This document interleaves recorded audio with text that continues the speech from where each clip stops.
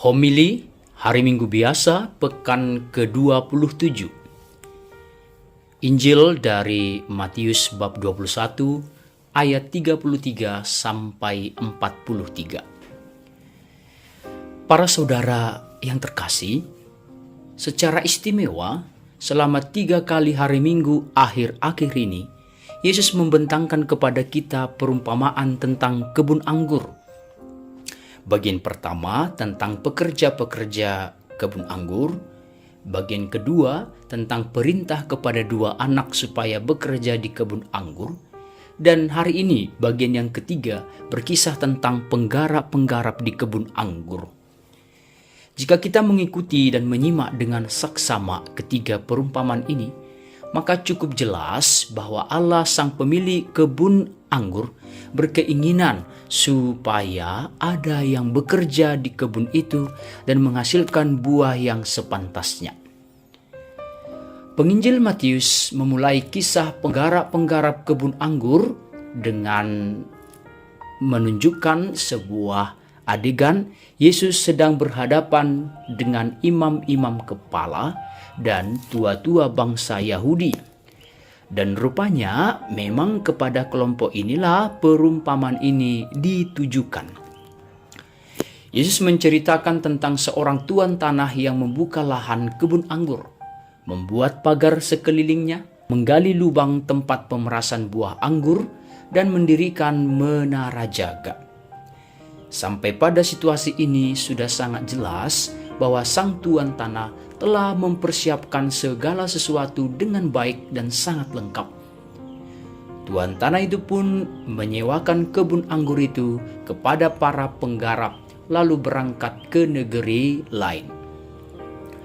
Ketika hampir tiba waktu untuk memetik buah anggur atau musim panen, tuan tanah itu mengutus hamba-hambanya untuk mengambil apa yang menjadi bagiannya.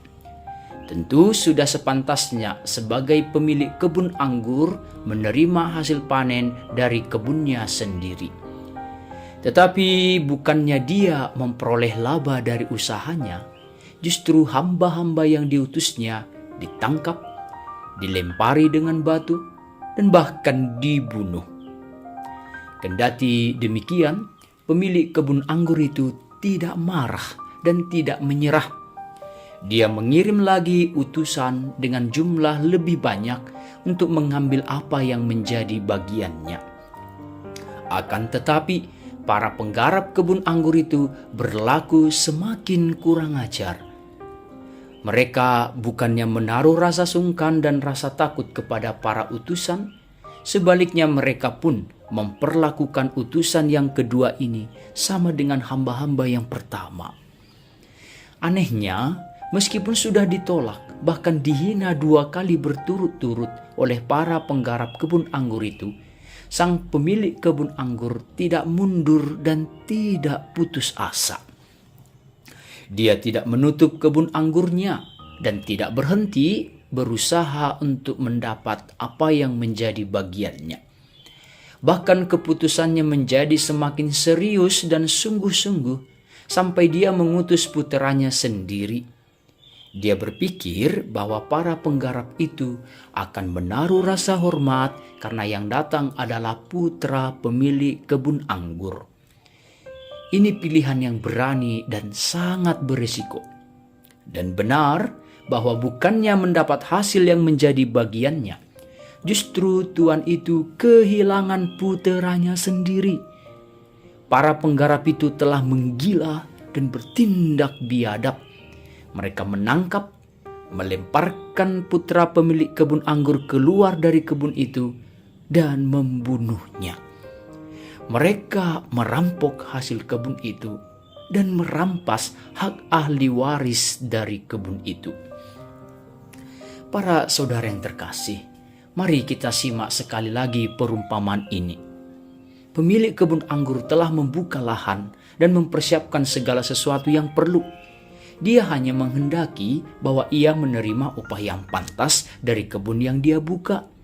Tetapi dia malah kehilangan para hambanya, bahkan puteranya sendiri. Para penggarap kebun anggur telah berlaku timpang. Mereka bertindak kasar dan semena-mena.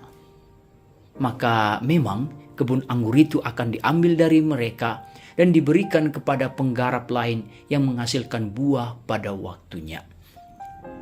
Perumpamaan ini mewakili peringatan keras dari Yesus kepada bangsa Israel yang diwakili oleh imam-imam kepala dan tua-tua bangsa Yahudi.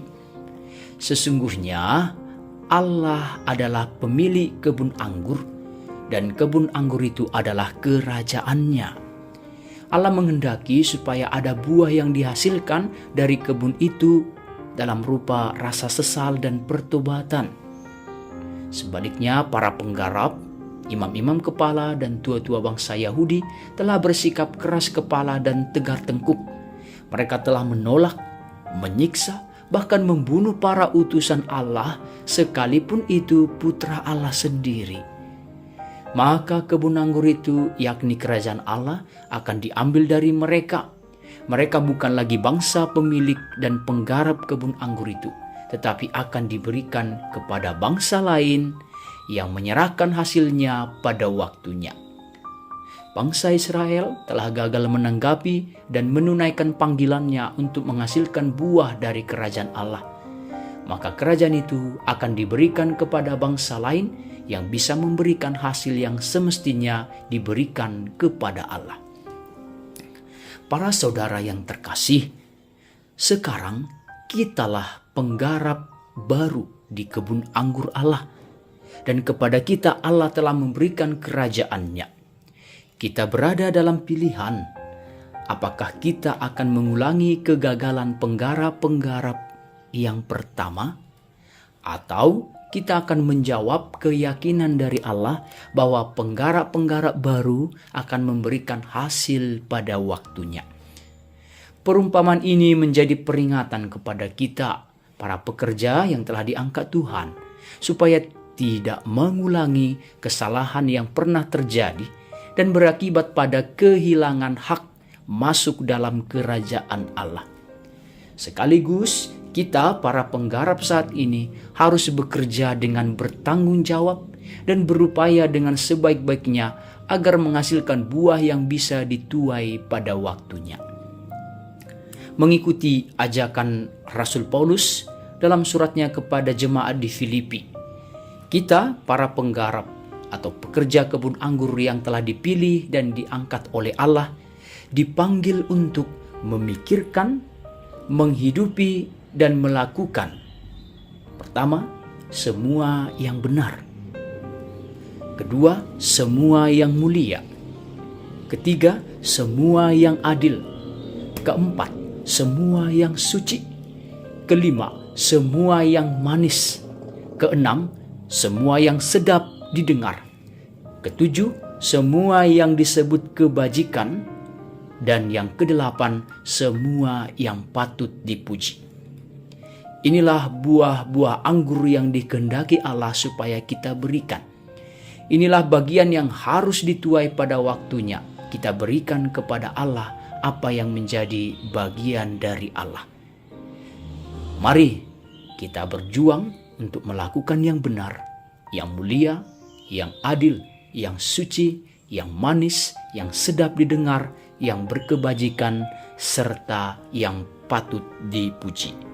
Tuhan memberkati.